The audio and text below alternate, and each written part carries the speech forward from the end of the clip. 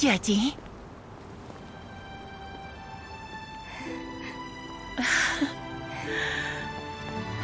Ibu.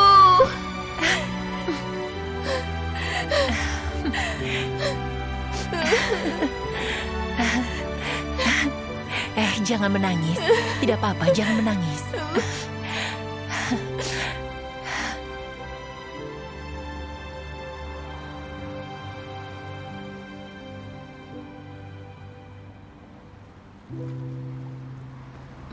Kau lebih kurus. Apa sekolah terlalu berat? Tidak. Jangan bergadang. Kau perlu istirahat. Aku tahu. Apakah ayahmu banyak di rumah? Kau sudah belajar memasak. Bagaimana perkembangannya? Bagus. Jangan khawatir. Jangan ceroboh saat memasak. Kau masih tumbuh dan membutuhkan nutrisi. Jangan hanya makan mie instan. Bu, aku bisa menjaga diriku. Tanpa ibu, apa kau takut sendirian saat malam? Aku sudah terbiasa. Tidak apa-apa.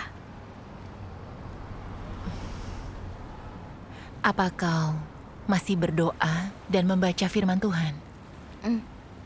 Iya.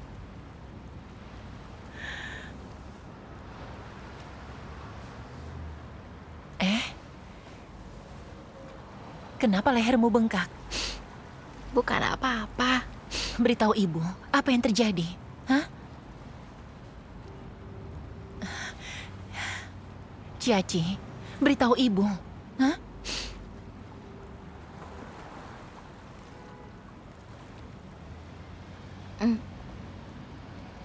Aku menderita limfoma. Aku akan dioperasi tanggal 4 bulan depan.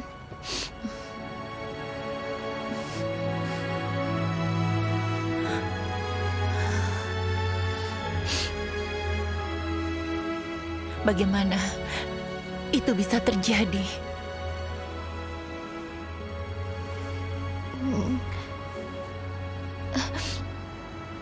Dokter bilang itu karena stres kronis dan depresi. Setelah ibu pergi, polisi dan berlengan merah terus datang mengintimidasiku, menanyakan keberadaan ibu. Guru dan teman sekelasku mengejekku. Aku takut pulang, takut ke sekolah. Dan seringkali aku ingin melompat dari balkon. Namun aku takut jika melompat, aku tidak akan melihat ibu lagi. Ibu, aku takut.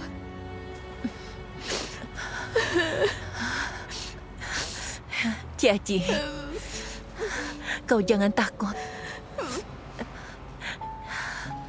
Kita punya Tuhan di sisi kita. Dia pendukung kita.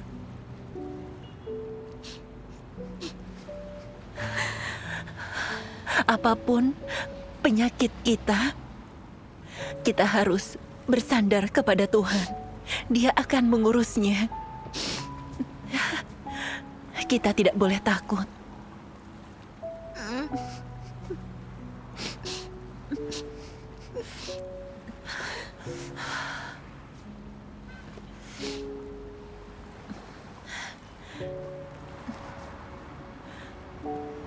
Kita percaya Tuhan yang benar, Tuhan yang Maha Kuasa. Firman Tuhan berkata, Tuhan yang Maha Kuasa itu tabib maha hebat. Tinggal dalam sakit berarti sakit. Tinggal dalam roh berarti sehat. Hidup mati kita ada di tangannya. Jika kita berdoa, Dia pasti akan membantu.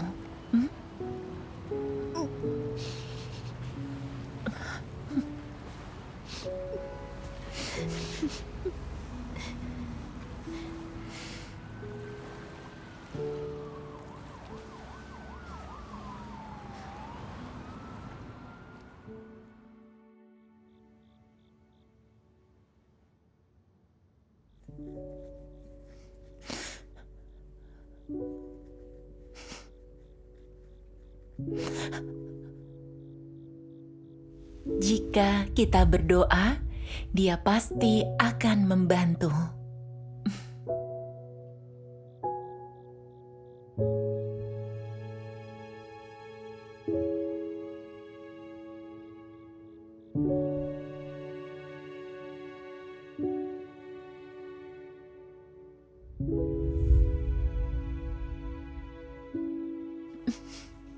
Aku diburu naga merah yang sangat besar dan tidak bisa pulang. Dan kini putriku sakit. Apa yang harus kulakukan?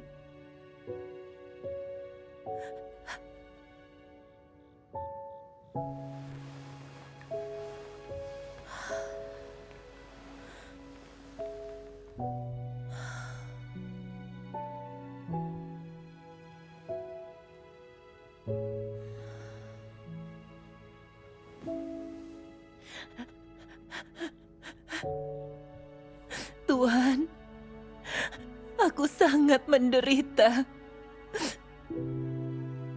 Jika dia meninggal, apa yang akan kulakukan?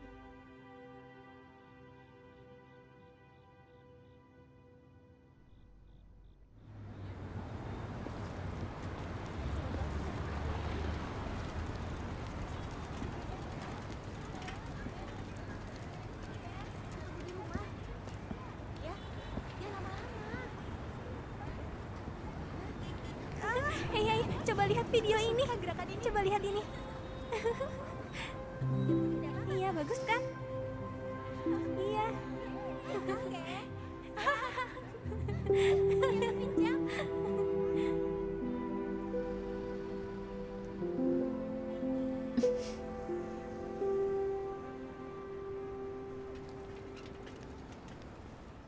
Aku sadar Tuhan mengatur situasi ini untuk menyempurnakan dan menyelamatkan kita. Syukur kepada Tuhan. Hei, Saudari Liang, ada apa? Tidak apa, tidak apa.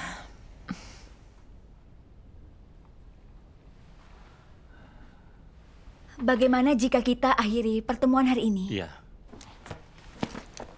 Sampai jumpa.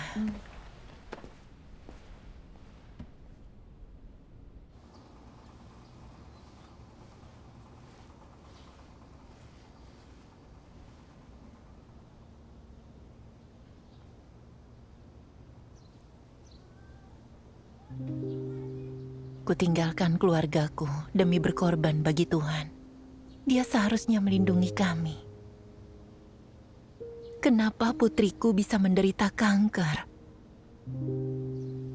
Apa Tuhan sedang menguji imanku?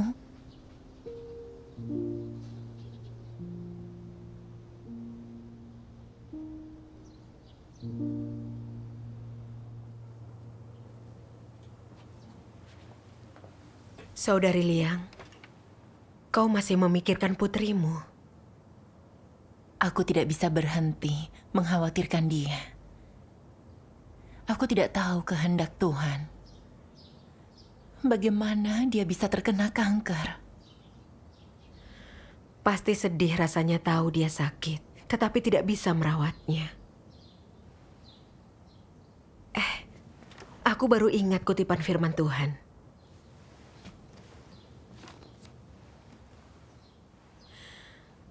Sementara menjalani ujian, wajar bagi manusia untuk merasa lemah atau merasa negatif atau kurang jelas tentang kehendak Tuhan atau jalan penerapan mereka. Namun dalam hal apapun, engkau harus memiliki iman dalam pekerjaan Tuhan. Dan seperti Ayub, jangan menyangkal Tuhan. Walau Ayub lemah dan mengutuk hari lahirnya sendiri, dia tidak menyangkal segala sesuatu dalam hidup manusia dikaruniakan oleh Yahweh. Dan Yahweh juga yang bisa mengambil semua itu. Bagaimanapun dia diuji, dia tetap mempertahankan keyakinan ini. Dalam pengalamanmu, apapun pemurnianmu melalui firman Tuhan, yang Tuhan kehendaki singkatnya adalah iman dan kasih manusia kepadanya. Yang Dia sempurnakan dengan cara ini adalah iman, kasih, dan aspirasi manusia. Tuhan melakukan pekerjaan penyempurnaan yang orang tidak dapat lihat atau rasakan. Dalam situasi inilah imanmu dibutuhkan. Amin. Amin. Aku merasa lemah saat mendengar dia menderita kanker. Tingkat pertumbuhanku kecil dan imanku tidak memadai. Saat kita berikan segalanya untuk Tuhan, Dia akan membimbing kita melewati kesulitan.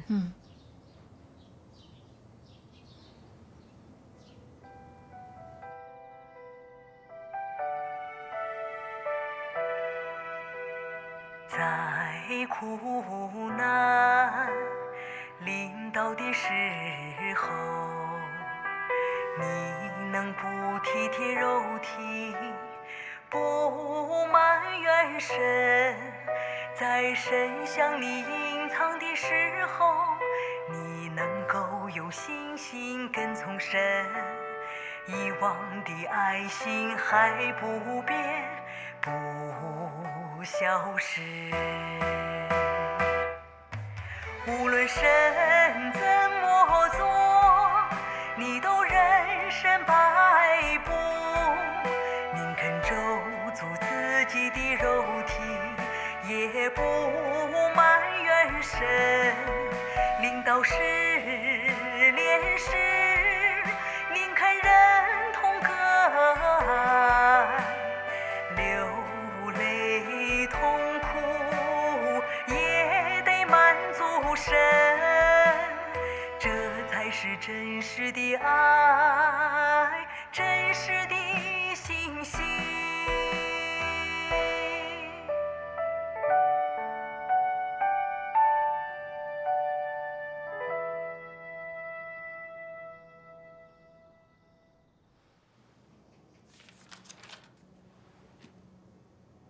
Banyak orang percaya kepadaku hanya agar aku dapat menyembuhkan mereka. Banyak orang percaya kepadaku hanya agar aku dapat menggunakan kuasaku untuk mengusir roh najis dari tubuh mereka. Dan banyak orang percaya kepadaku supaya mereka dapat menerima damai dan sukacita dariku. Banyak orang percaya kepadaku hanya untuk menuntut lebih banyak kekayaan materi dariku. Banyak orang percaya kepadaku hanya untuk menjalani hidup dengan damai, agar aman dan selamat di dunia yang akan datang. Banyak orang percaya kepadaku untuk menghindari penderitaan neraka dan menerima berkat surga. Banyak orang percaya kepadaku demi kenyamanan sementara, tetapi tidak berusaha memperoleh apapun dari dunia yang akan datang. Saat aku menjatuhkan murkaku ke atas manusia dan mengambil sukacita dan damai yang pernah mereka miliki, manusia menjadi bimbang.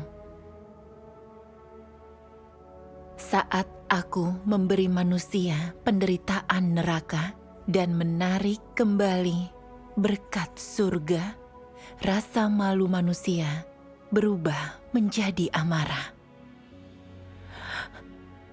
Saat manusia memintaku menyembuhkan mereka, aku tidak peduli dan merasakan kebencian terhadap mereka. Manusia meninggalkanku untuk mencari bantuan perdukunan dan ilmu sihir. Saat aku mengambil semua yang manusia telah minta dariku, semua orang menghilang tanpa jejak. Maka aku berkata, manusia beriman kepadaku karena aku memberi terlalu banyak kasih karunia, dan ada terlalu banyak yang bisa didapatkan.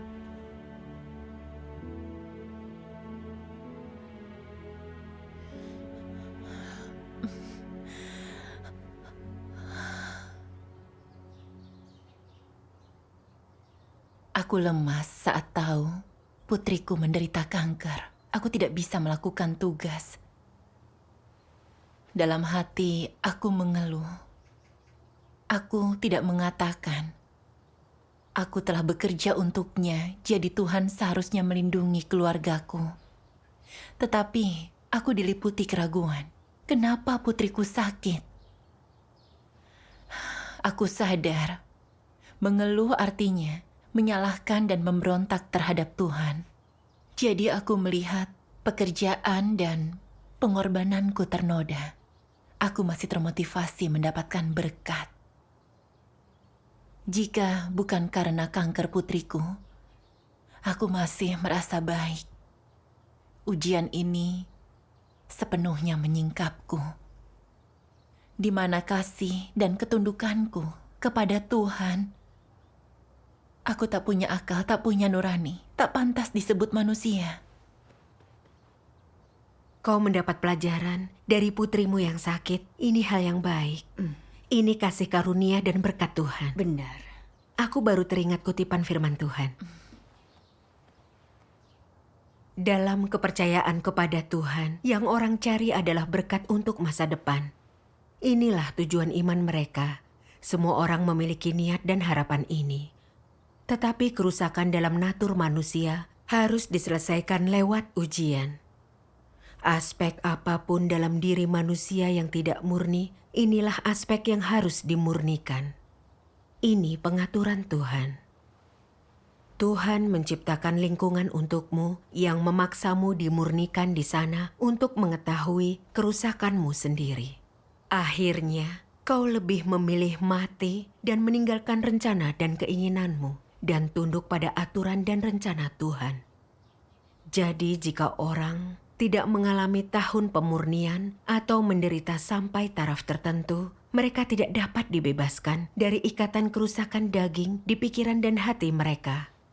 Dalam aspek mana saja kau masih diikat iblis, dan dalam aspek mana saja kau masih mempertahankan keinginan dan tuntutanmu, dalam aspek inilah engkau harus menderita. Hanya dalam penderitaan, pelajaran dapat dimengerti. Artinya orang bisa mendapat kebenaran dan memahami kehendak Tuhan. Sebenarnya, banyak kebenaran dipahami selama pengalaman ujian yang menyakitkan.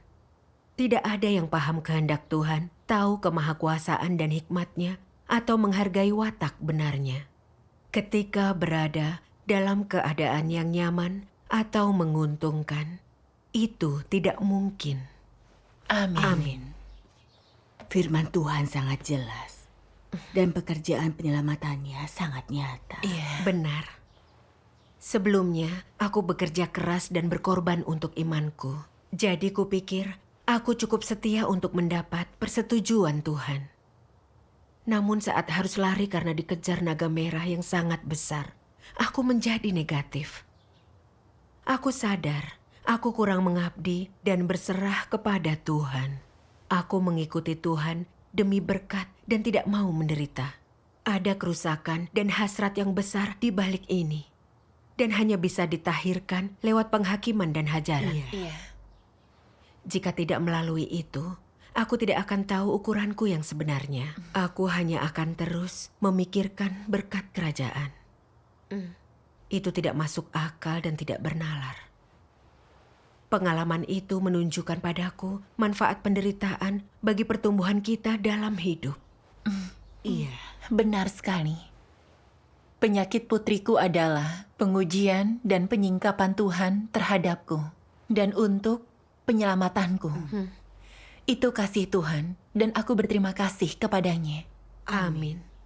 Aku membaca firman Tuhan yang menginspirasiku akhir-akhir ini. Mari kita baca. Aku akan membacanya. Ayub tidak bernegosiasi dengan Tuhan dan tidak mengajukan permintaan atau tuntutan kepada Tuhan. Dia memuji nama Tuhan karena kuasa dan otoritasnya dalam mengatur segala sesuatu. Pujiannya tidak tergantung pada berkat atau kesengsaraannya. Dia percaya entah orang menerima berkat atau kesengsaraan dari Tuhan, kuasa dan otoritas Tuhan tidak akan berubah. Sehingga bagaimanapun keadaannya, nama Tuhan harus dipuji. Orang tersebut diberkati Tuhan karena kedaulatan Tuhan. Dan oleh kedaulatan Tuhan jugalah manusia dihukum. Kuasa dan otoritas Tuhan memerintah dan mengatur manusia. Perubahan nasib yang tidak terduga adalah wujud kuasa dan otoritas Tuhan. Dan apapun sudut pandang seseorang, nama Tuhan harus dipuji. Amin. Inilah yang Ayub alami dan pelajari sepanjang hidupnya. Seluruh pikiran dan tindakan Ayub sampai ke telinga Tuhan dan sampai di hadapan Tuhan dan dipandang penting oleh Tuhan. Tuhan menghargai pengetahuan Ayub ini dan menghargai Ayub karena memiliki hati seperti itu. Hati ini menantikan perintah Tuhan kapan dan dimanapun, dan siap menerima apapun yang terjadi pada dirinya. Ayub tidak menuntut apapun kepada Tuhan. Yang dia tuntut dari dirinya sendiri adalah menunggu, menerima, menghadapi, dan menaati seluruh pengaturan Tuhan. Ayub percaya ini tugasnya. Dan justru itulah yang diinginkan Tuhan. Karena hati Ayub murni dan tidak tersembunyi dari Tuhan. Kemanusiaannya jujur dan baik. Dan mencintai keadilan dan semua hal positif. Hanya manusia semacam inilah, dengan hati dan kemanusiaan seperti itu, yang mampu mengikuti jalan Tuhan. Dan mampu takut akan Tuhan dan menjauhi kejahatan. Manusia semacam itu bisa melihat kedaulatan Tuhan, otoritas dan kuasanya, dan mencapai ketaatan terhadap aturan dan pengaturannya. Hanya manusia seperti ini yang sungguh bisa memuji nama Tuhan.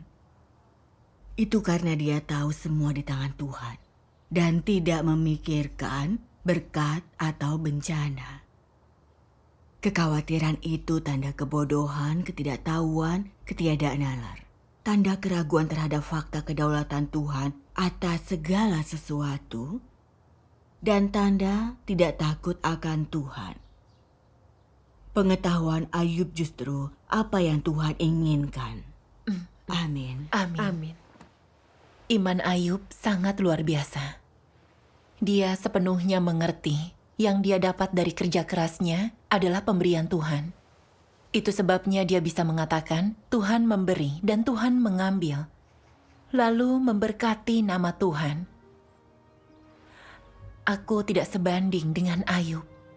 Bukankah kanker putriku atas izin Tuhan? Kenapa aku tidak tahu kehendak Tuhan dalam hal ini? Aku tidak memiliki cukup iman. Setelah berdoa dan membaca firman Tuhan, aku memahami kehendaknya dan tahu nasib putriku di tangannya. Bagaimanapun hasil operasinya, aku akan tunduk pada pengaturan Tuhan, melakukan tugas dengan baik, membalas kasih Tuhan. Syukur kepada Tuhan. Syukur kepada Tuhan.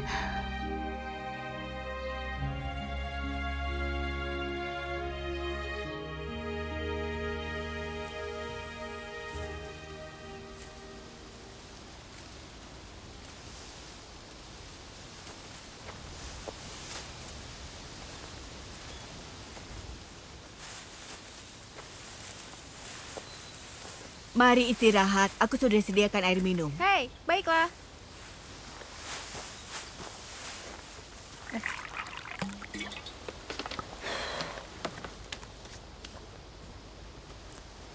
Kau mendapat surat dari rumah.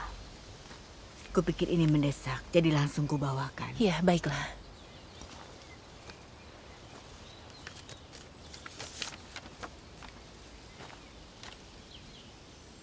Ibu, aku punya kabar baik. Operasiku sangat sukses. Aku sangat takut pada hari operasi. Jadi aku berdoa kepada Tuhan dan memintanya memberkatiku dengan operasi yang sukses agar berjalan lancar. Aku tidak merasa takut setelah berdoa dan perlahan-lahan tertidur. Saat aku bangun, operasinya sudah selesai. Dokter bilang operasinya berjalan lancar dan aku sangat bahagia sampai menangis. Aku tahu Tuhanlah yang melindungiku. Aku sangat berterima kasih kepadanya.